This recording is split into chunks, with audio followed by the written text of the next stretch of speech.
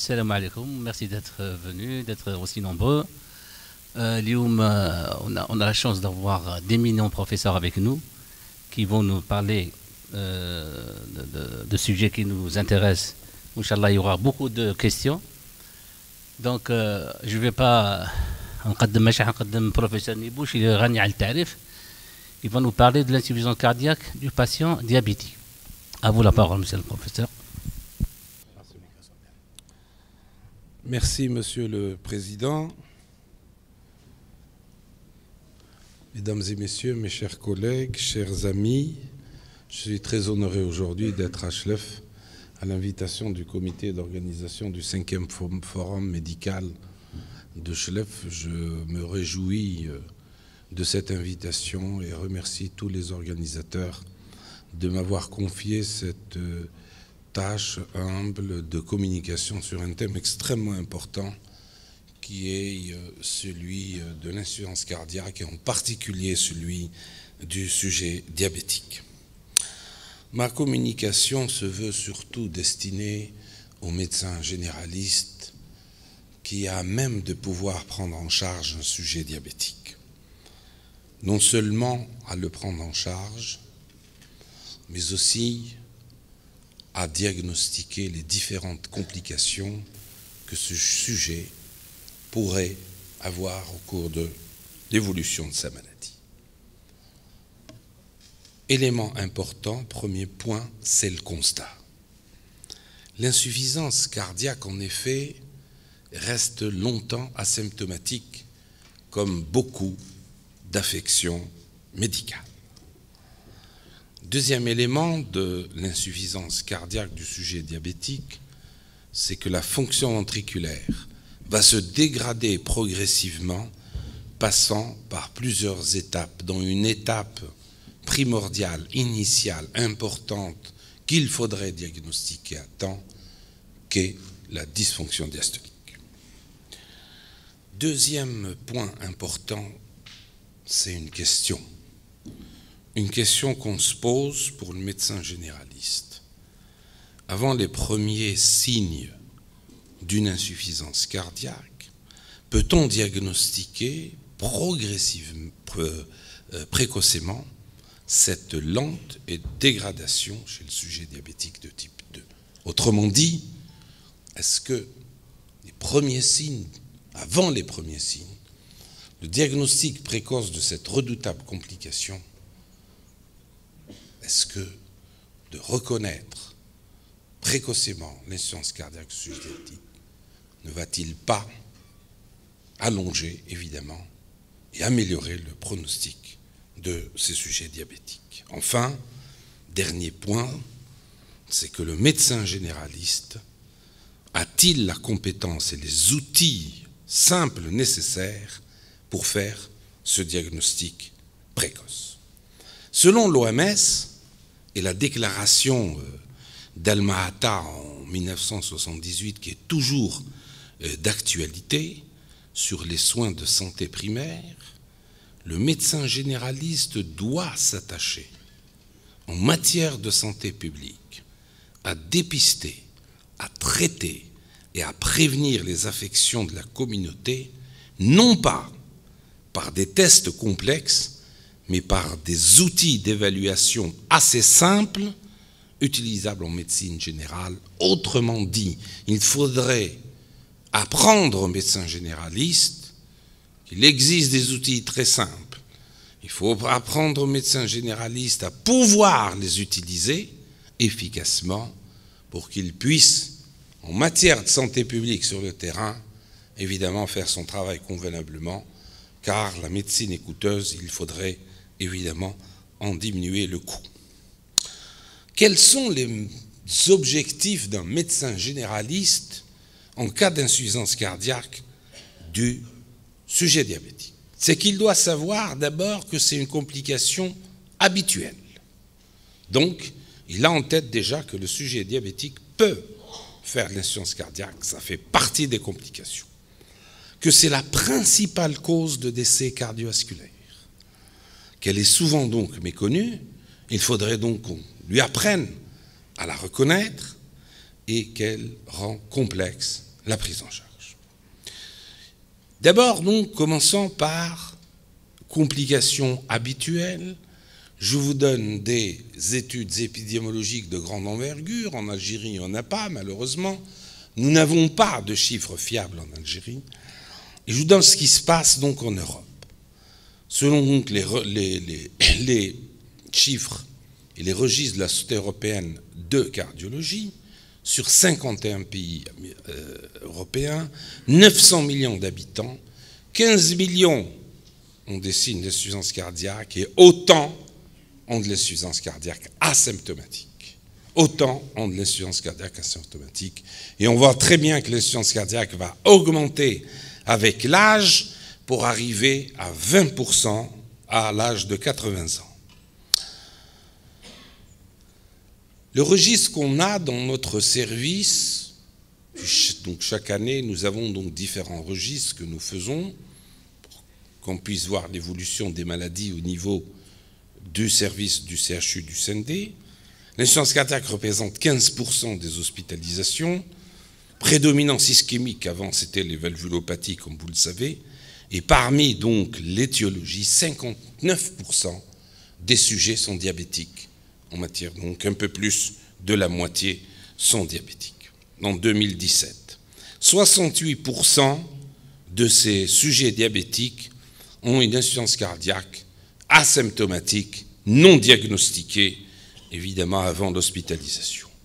Et si on voit l'incidence de l'insuffisance cardiaque, selon l'étude de Strong, nous voyons très bien que cette incidence est nettement plus élevée chez les sujets diabétiques de type 2 par rapport aux sujets intolérants au glucose et par rapport aux sujets normaux.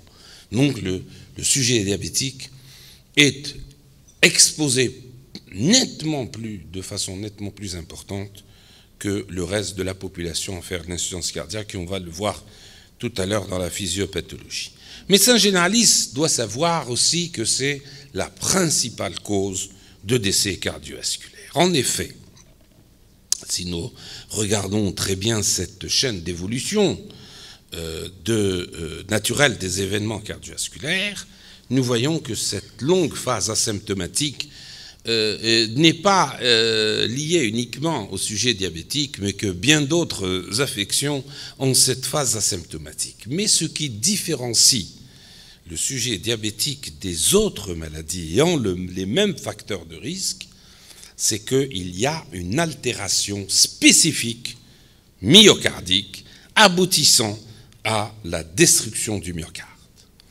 C'est pour cette raison, le myocarde étant évidemment le muscle du cœur, et une maladie du myocarde, évidemment, est la principale cause de l'insuffisance cardiaque. Alors, comment l'expliquer, cette insuffisance cardiaque?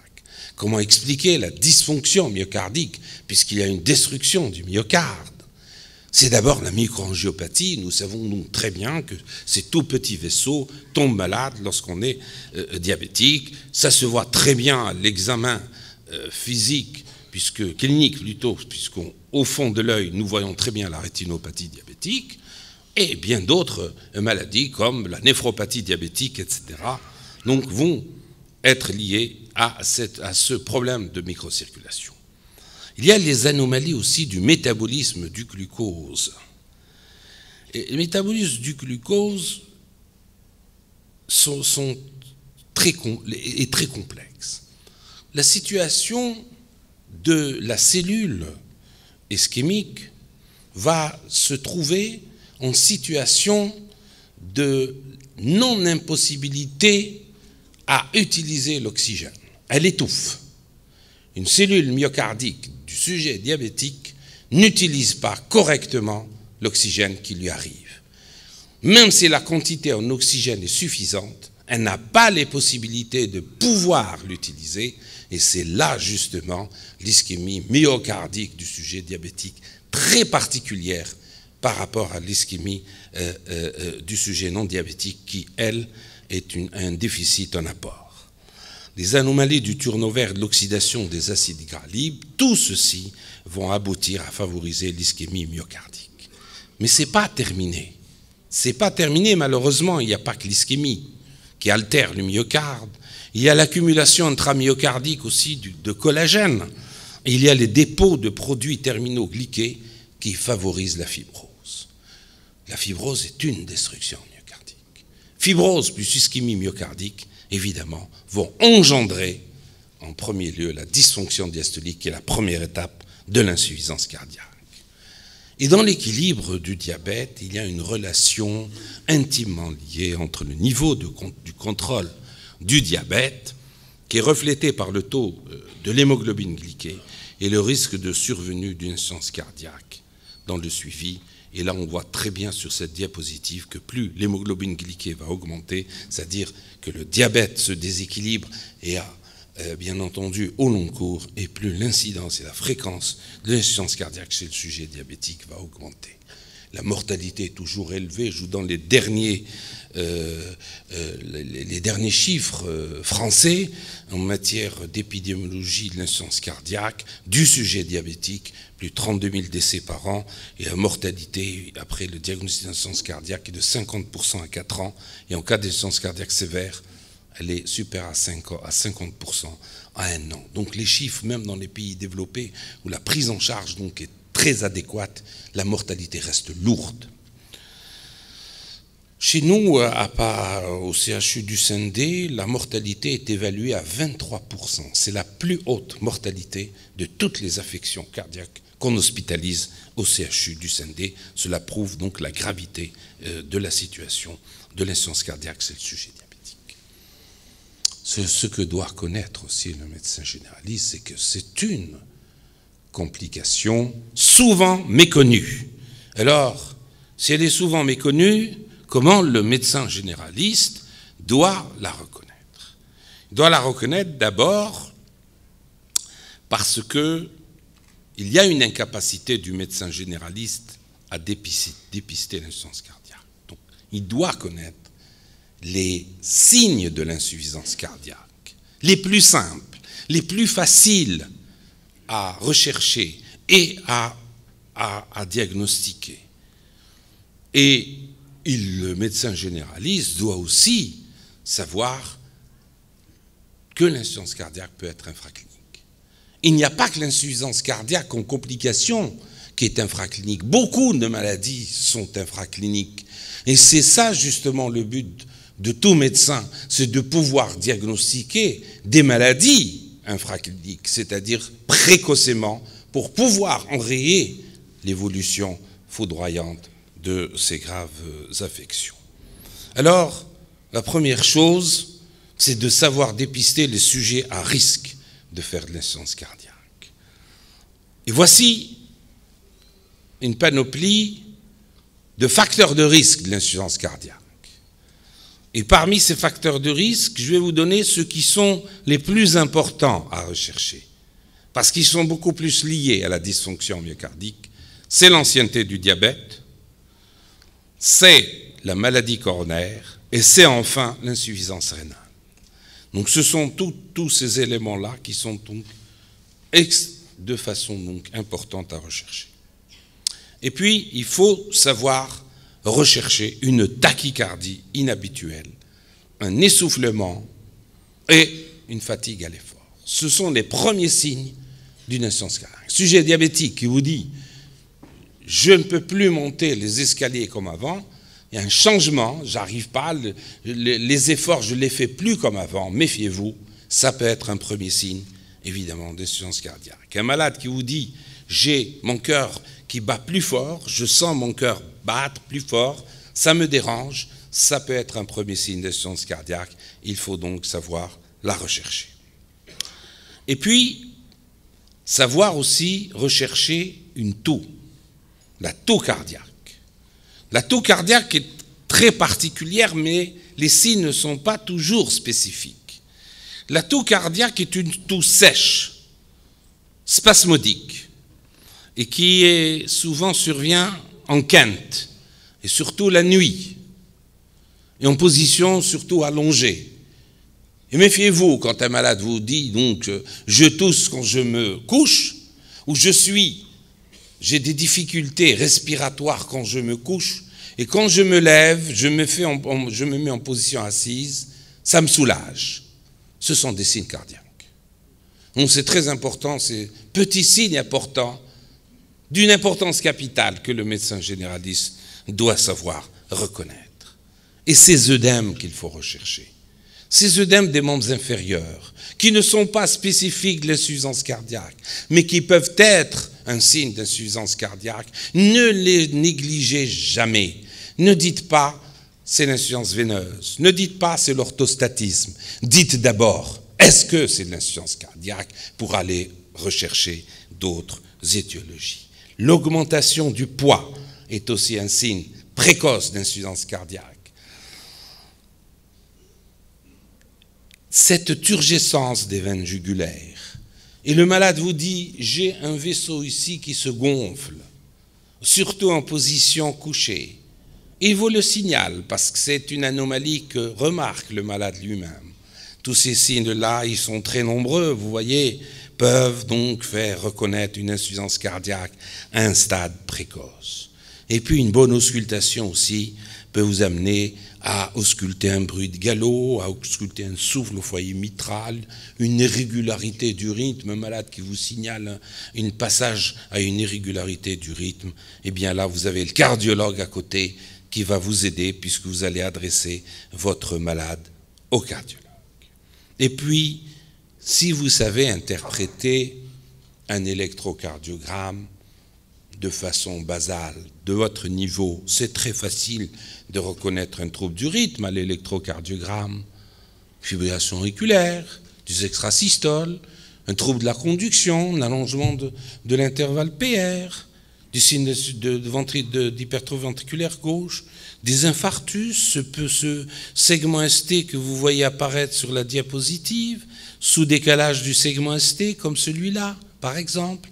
Ce sont des petits signes que tout médecin généraliste reconnaît à l'électro, c'est très facile. Et ces signes-là vont imposer, évidemment, la vie en cardiologie. Un tout petit cas clinique pour vous illustrer cette situation que nous avons vécue au CHU du Sendai. Monsieur TG, âgé de 58 ans, diabétique de type 2, tout à fait asymptomatique, a été adressé à notre consultation de cardiologie car son médecin généraliste a constaté ceci.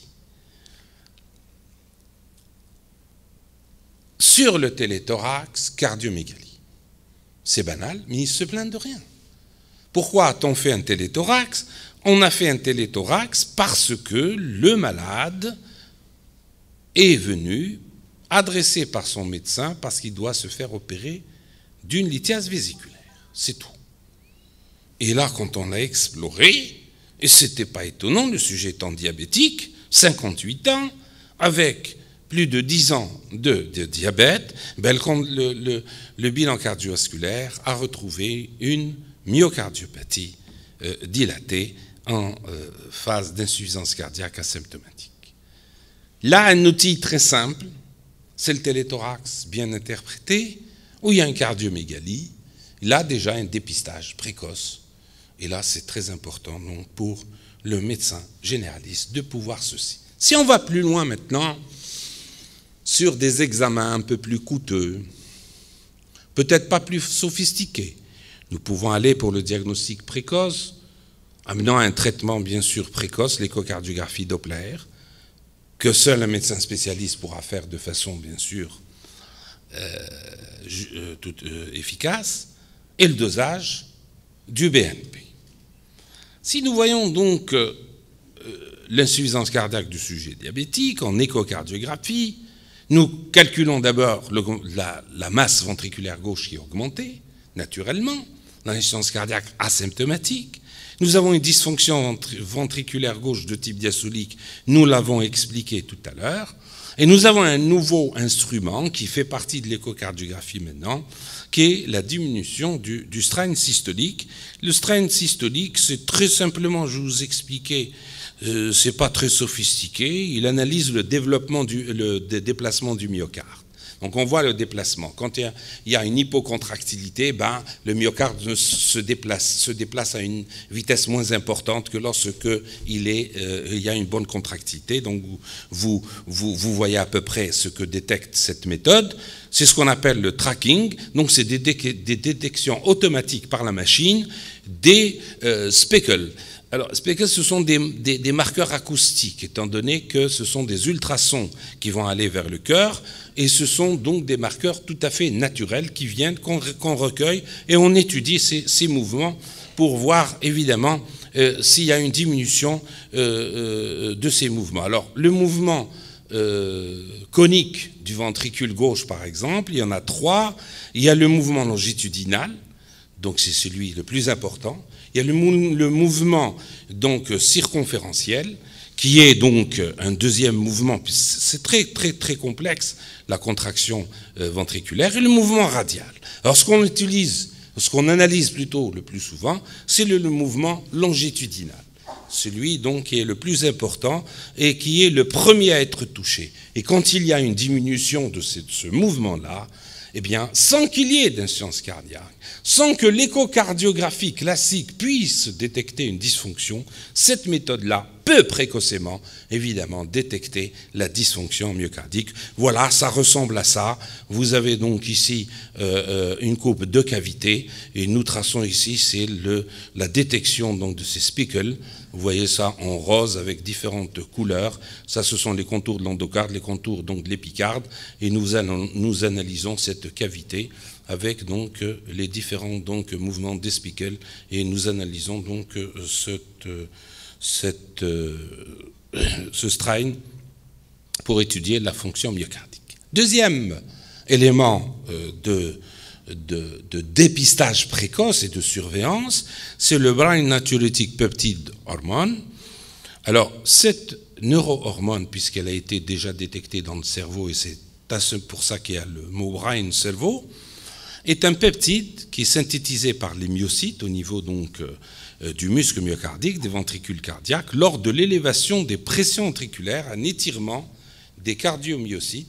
Cet étirement va provoquer évidemment une sécrétion d'une hormone qui va donc tout de suite provoquer une natriurèse. C'est donc un élément d'adaptation du cœur à l'augmentation des pressions ventriculaires, et c'est donc une réaction tout à fait naturelle.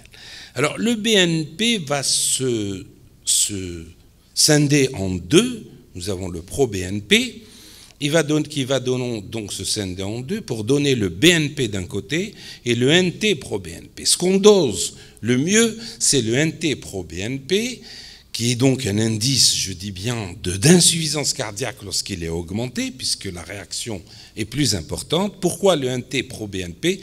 Parce qu'il est stable dans le sérum quand on l'utilise. Le BNP se dégrade rapidement en dehors de l'organisme, et c'est pour cette raison que pour une durée d'action plus importante, pour l'amener au laboratoire, le NT-pro-BNP est bien meilleur pour le dosage que le BNP. Donc quand ces fragments augmentent, cela voudrait dire que le sujet est en insuffisance cardiaque. Alors plus l'insuffisance cardiaque est sévère, comme vous le voyez ici, et plus ce NT-pro-BNP va augmenter. Alors, dans le diagnostic de l'insuffisance cardiaque, on a stratifié évidemment en fonction du dosage et de l'importance du NT-pro-BNP, moins 400 picogrammes, ici c'est en picogrammes par millilitre.